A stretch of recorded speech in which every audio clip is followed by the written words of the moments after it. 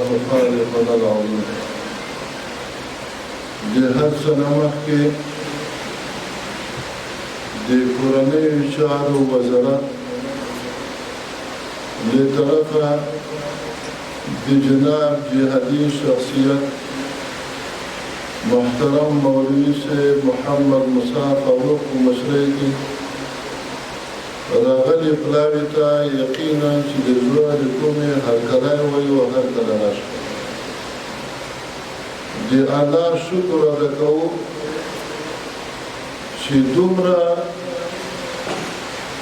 احساس د مشرانو سره ښه بروز موجود دی چې هغه موږ تعقیب کړي چې د خلک څه کوي په دوهم قدم کې ټولو مسؤلینو ته که د هر چا نومونه اخلو وخت مختصر دی خو ټول موجوده مجلس ته او د هغې سره سره غیر مسؤلین چې هغه دلته شیوخ او علماء کرام قومي مشران یا عام مجاهدین دي ټولو ته قدرات په دوهم قدم کې د کابل نه راغليه محترمه پلاویه موږ دا منو چې ستاسې غوښتنه دا وه چې پرون ورځ موږ یو جلسه درته دایره کړو متاسفانه چې د جمعې ورځ هم وه موږ په دې باندې پوهېدو چې هغه رسیدګي چې ستاسې مقتضا او غوښتنه ده د مسؤلینو په ارتباط یوم الجمعه هغه موږ نشو پوره کولی نو خدای دې وکړي چې زموږ د عذر مو منلی وي او په دې باندې پابندي شوي نه وو بله مسله دا د ورونو که ماته څوک ووایي چې تر مازدیګره وغږېږه آیات و حدیث به ونه وایم ځکه په هغې نه پوهېږم خو شل کاله موده ارمان دی چې د ملګرو سره کینو خبرې وسره چون هغه څه په سلو کې 95 98 هغه څه چې زمونږ په زړونو کې وو هغه مخته د پلاوي محترمو غړو تاسو ته وویل د مشرانو هدایات درته بیان کړل یا نور علماء کرامو هغه وویل خو بیا هم شی زه به یې تکرار ونه بولم ځکه زیر اعتراض راځم چې ولې یې کوئ واما بنعمة ربك فحدث زه تحديثا بالنعمت دا خبره کوم ملګرو راغلو مېلمنو چې لله الحمد زمونږ په دغه ولایت کې هماهنګي ده د ټولو ملکي نظامي امنیتي ادارو تر مابین د الله بار بار حمد او شکر ادا کوو له استخباراتو یې ونیسه په امنیت ودروه له امنیت ونیسه په سره میاشتې ودروه په حقوقو په عدلیه یې ودروه په ولسوالۍ یې ودروه تر لوا پورې زموږ تر مابینه هیڅ مشکل نشته هیڅ اختلافات نشته ټول یو تر بله مشوره کوو تفاهم کوو چې کله په یو کار باندې مشوره او توافق راغلو بیا اقدام کوو دا د الله نعمت دی موږ د الله د دغه نعمت شکریا ادا کوو بعضې خطاګانې به موجودې وي شته ځکه رسول الله صلی الله علیه وسلم علی قید الحیات د صحابهو نه به بعضې لغزشونه و خطاګانې کړي دا چې د هغې محمل علما دا بیانوي چې وروسته امت په هغې باندې عمل وکړي دا ځان ته مسله ده غرض مې دا دی رسول الله ژوندی و صلی الله علیه وسلم خطاګانې لغزشونه شوي دي موږ د 21مې پېړۍ خلک یو زموږ له مجاهدینو طالبانو به هم غلطۍ کېږي دې کې شک نشته خو لا تقنطوا من رحمة الله إن الله يغفر الذنوب جميعا التائب من الذنب كمن لا ذنب له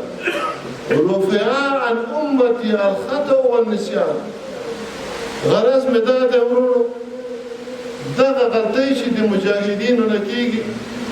دغه غلطۍ چې د طالبانو ورونو نه کېږي په اول قدم کې باید د الله نه عفو وغواړو په دوهم قدم کې له خپلو مشرانو باید د هغې عفو وغواړو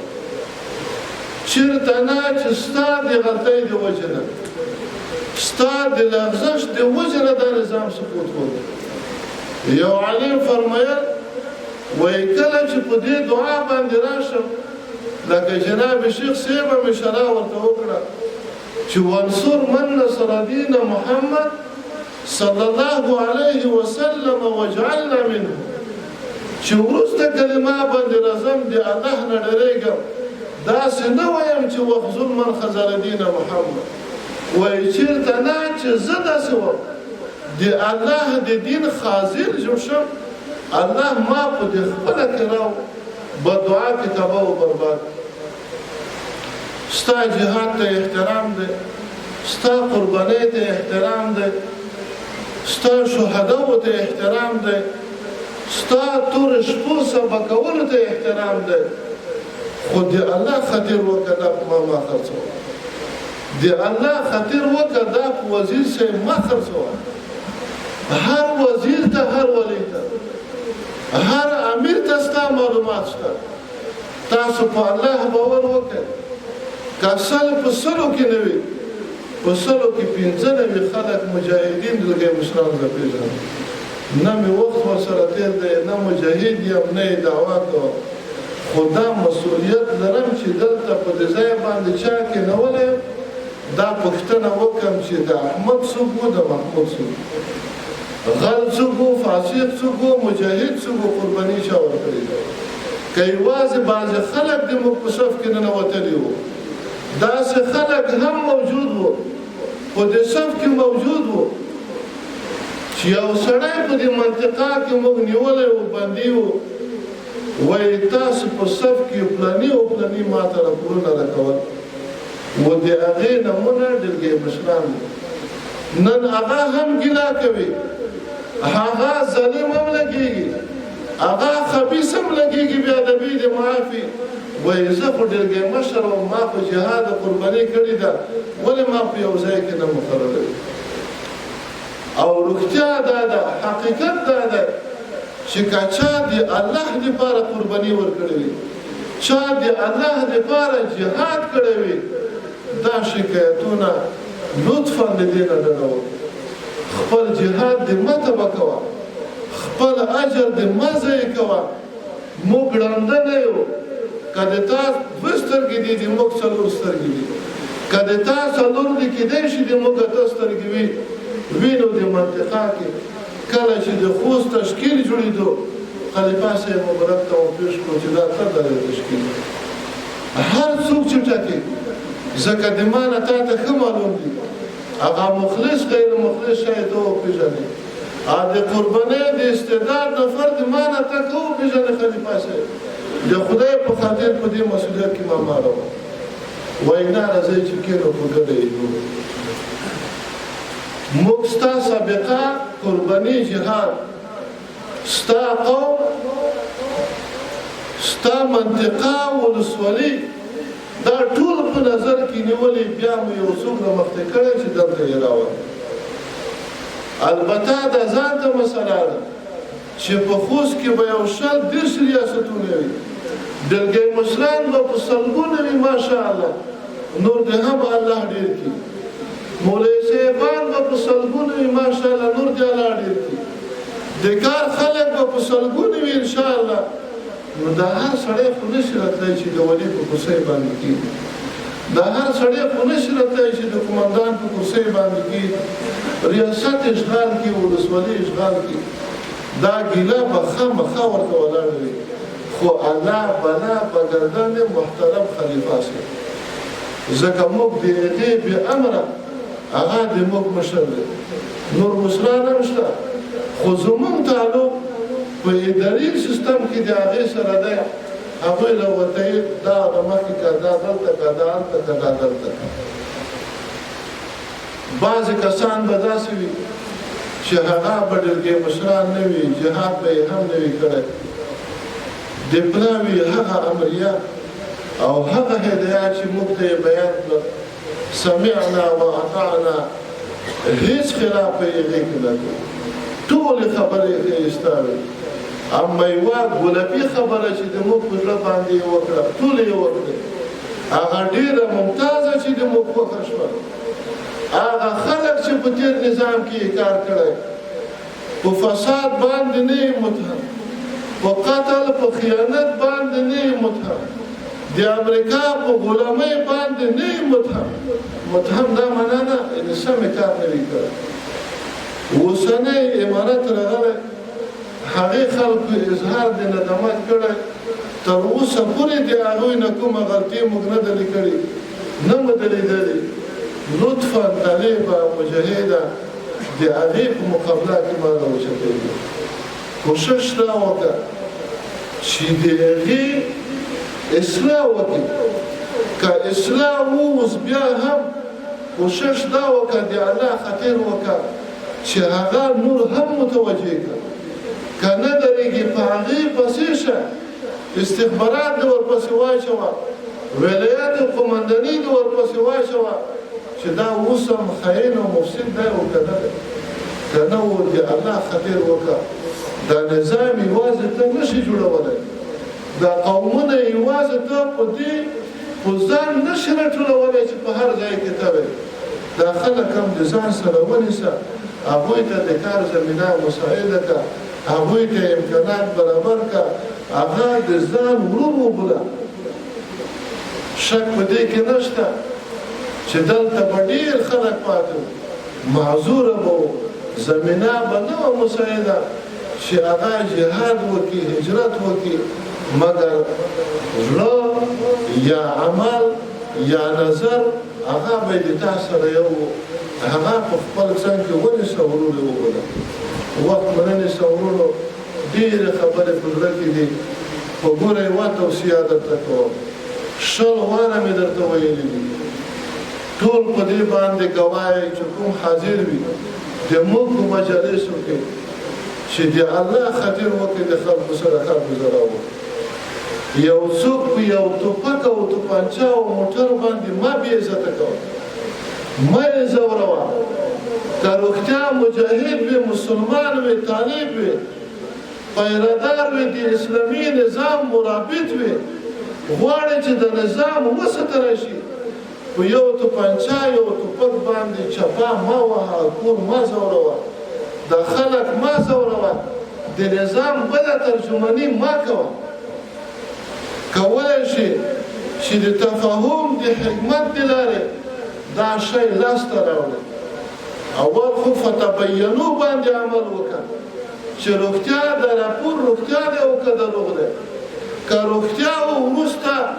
د مشورې نه د هدایاتو اخیستلو نه ولګېږه هغه ځای ته راشه هم به د خرما وي هم به د حج وي هم به د ثواب وي که ته لګېږي د یو چا نه بې پوښتنې بې مشورې بې امره موټران رانیسي توپنچې رانیسي ټوپک رانیسي او بیا یې په دې جیب کې ننباسي په کور یې ننباسي دا بیت المال نه دی وروره دا ستا بیت دی دا بیت المال نه دی دا ستا مال دی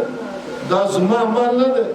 دا د خلیفه صاحب مال نه دی دا د امیرالمؤمنین صاحب مال نه دی